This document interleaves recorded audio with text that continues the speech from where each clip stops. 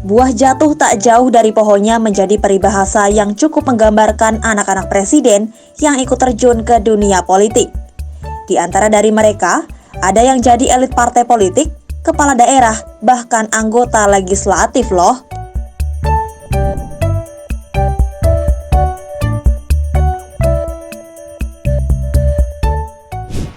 Menunggangi popularitas orang tua yang menjabat sebagai kepala negara untuk masuk ke dunia politik merupakan hal yang lumrah terjadi di Indonesia. Lalu siapa saja putra-putri presiden yang kini berkarir di dunia politik melalui jalur cepat tersebut? Anak-anak Presiden Joko Widodo yang dulunya mengaku enggan masuk ke dunia politik pun kini justru terlihat eksis dan menikmati dunia perpolitikan Indonesia. Mulai dari putra sulung Jokowi yakni Gibran Rakabuming Raka yang mengawali karirnya dengan bergabung ke dalam PDIP pada 23 September 2019. Karirnya pun melaju dengan cepat. Gibran berhasil memenangkan Pilkada 2020 dan dilantik sebagai wali kota Solo pada 26 Februari 2021. Belum genap 3 tahun menjabat, kini Gibran menjadi cawapres dari capres nomor urut 2 Prabowo Subianto di Pilpres 2024. Selanjutnya sang adik yakni Kaesang Pangarep resmi bergabung ke Partai Solidaritas Indonesia pada 23 September 2023. Kala itu, panggung politik Indonesia sempat gempar lantaran Kaesang langsung menduduki jabatan Ketua Umum PSI. Kaesang menggantikan Giring Ganesa yang kini menjabat sebagai anggota Dewan Pembina PSI. Kaesang mengaku terjun ke dunia politik lantaran terinspirasi oleh sang ayah yakni Presiden Jokowi. Dia menyampaikan hal itu dalam acara Kopdarnas PSI di Jakarta Theater, Senin 25 September 2023. Saya masuk politik itu ya salah satu inspirasinya bapak saya sendiri. Kalau yel-yel Jokowi terus saya nggak pidato loh. Ya sama aja, saya juga nggak bisa lanjut nanti. Beliau ini orang yang sangat saya cintai dan saya hormati. Saya ingin mengikuti jejak beliau untuk berpolitik untuk kebaikan. Selanjutnya, putra Presiden ke-6 RI Susilo Bambang Yudhoyono atau SBY juga turut berkiprah di dunia politik. Bahkan, putra sulungnya yakni Ketua Umum Partai Demokrat Agus Harimurti Yudhoyono atau AHY baru saja dilantik menjadi Menteri ATR BPN Rabu 21 Februari 2024. AHY mengawali karirnya dengan bergabung ke Partai Demokrat dan mencalonkan diri sebagai Gubernur DKI pada Pilkada 2017. Namun sayangnya, ia tak berhasil memenangkan kontestasi tersebut. Meski begitu, karir AHY di dunia politik kian cemerlang. Pada Februari 2018, ia ditunjuk sebagai Komandan Komando Satuan Tugas Bersama untuk memimpin pemenangan Demokrat di Pilkada 2018 dan Pemilu 2019.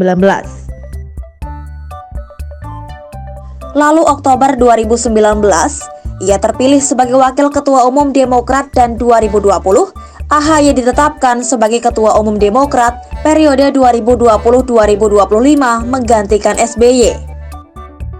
Sementara putra bungsu SBY yakni Edi Baskoro Yudhoyono atau Ibas sudah lebih dulu terjun ke dunia politik. Ibas mengawali karir dengan menjadi Sekretaris Jenderal Partai Demokrat. Selanjutnya, sejak 2020, ia menjabat sebagai Wakil Ketua Umum Demokrat.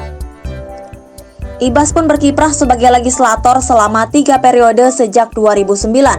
Ia menjabat sebagai anggota DPR RI fraksi Demokrat yang membidangi masalah pertahanan dan hubungan internasional.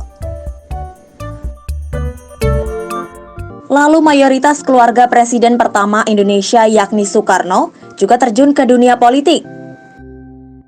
Mulai dari Megawati Soekarno Putri yang mengawali karirnya dengan bergabung ke PDI pada tahun 1987, kemudian ia menduduki posisi Ketua Umum sejak Februari 1999 dan mendeklarasikan PDI Perjuangan. Selama perjalanan karirnya, Mega pernah menjabat sebagai anggota DPR RI periode 1987-1999. Selanjutnya, pada Oktober 1999 sampai Juli 2001, Mega terpilih menjadi Wakil Presiden ke-8 RI menggantikan B.J. Habibie untuk mendampingi Gus Dur. Mega pun sampai pada puncak karirnya, yakni menjadi Presiden ke-5 RI periode 2001-2004. Selain Mega, anak-anak Soekarno yang ikut terjun ke politik ada Sukmawati Soekarno Putri yang menghidupkan kembali Partai Nasional Indonesia atau PNI. Lalu, ada Guruh Soekarno Putra yang juga tergabung dalam PDIP sejak tahun 1982 dan aktif sebagai anggota DPR RI. Terah politik Soekarno pun terus berlanjut hingga ke cucunya. Puan Maharani, putri dari Megawati, mengawali karirnya sebagai anggota DPR RI pada pemilu 2009. Puan lolos ke Senayan tahun 2012 dan dipercaya sebagai ketua fraksi PDIP di DPR. Ia pun kembali terpilih menjadi legislator pada pemilu 2014.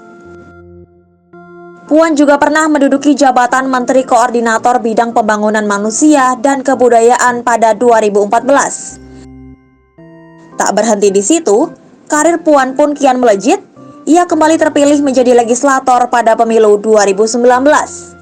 Lantas, ia menduduki kursi Ketua DPR RI sejak 2019 hingga kini. Puan juga mengemban tugas sebagai Ketua Dewan Pimpinan Pusat Bidang Politik dan Keamanan di internal PDIP.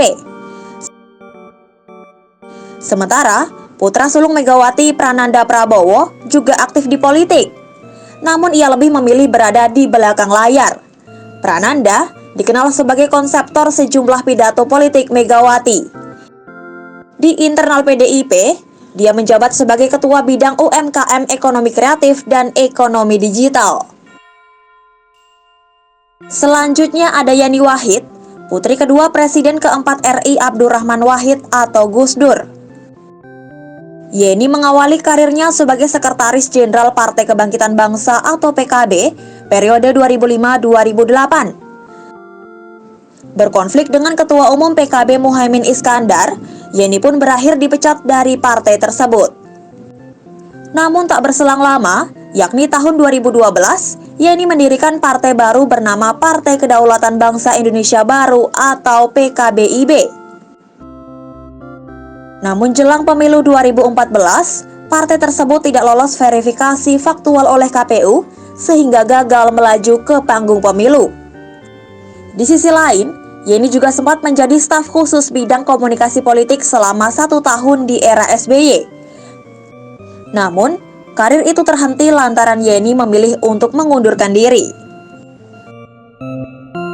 Fenomena serupa juga terjadi pada terah Presiden kedua RI Soeharto.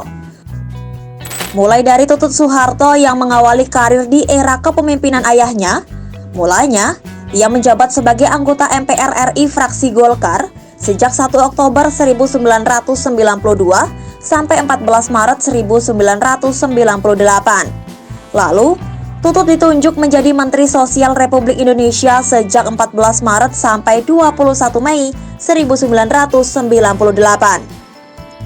Selanjutnya ada Titik Soeharto, pernah menjabat sebagai DPR RI dari Partai Golkar periode 2014-2019. Namun, setahun sebelum masa jabatannya berakhir, ia memilih untuk mengundurkan diri yakni pada 2018. Usai mundur, Titik pun bergabung ke partai berkarya milik adiknya yakni Tommy Soeharto.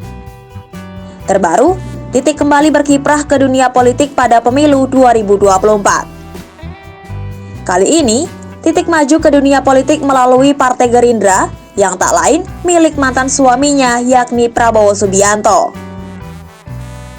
Sementara karir Tommy Soeharto dimulai dari anggota MPR RI fraksi Golkar periode 1992-1998. Usai kiprah politiknya terhenti, Tommy membentuk Partai Berkarya dan menjadi ketua umum partai tersebut periode 2018-2020. Meskipun sempat ikut meramaikan pemilu 2019, Partai Berkarya hanya mengantongi 2,9% dan tak lolos ke parlemen. Meskipun mendapat privilege sebagai anak presiden, namun tak menutup kemungkinan kualitas individu menjadi tolok ukur untuk masuk ke dunia politik. Selain itu, status orang tua yang masih menjabat atau tidak juga sangat berpengaruh terhadap mulusnya jalan anak mereka menuju kancah politik. Lalu bagaimana pengamat politik melihat fenomena ini? Fenomena dinasti politik ya. Aji mumpung punya power, punya kekuatan, punya jaringan, ya punya uang gitu ya, punya segalanya. Ya mereka akhirnya muncul dan hadir di pentas politik nasional dari waktu ke waktu, dari zaman ke zaman. Ya karena tadi ini soal legacy, soal pengaruh, soal kekuatan di keluarga presiden masing-masing itu. Kekuasaan seringkali membuat terlena siapapun yang menggenggamnya. Namun, tak seharusnya manusia menghalalkan segala cara untuk mencapainya. Lalu fenomena dinasti politik ini apakah harus dilanjutkan? Tulis pendapat kamu di kolom komentar.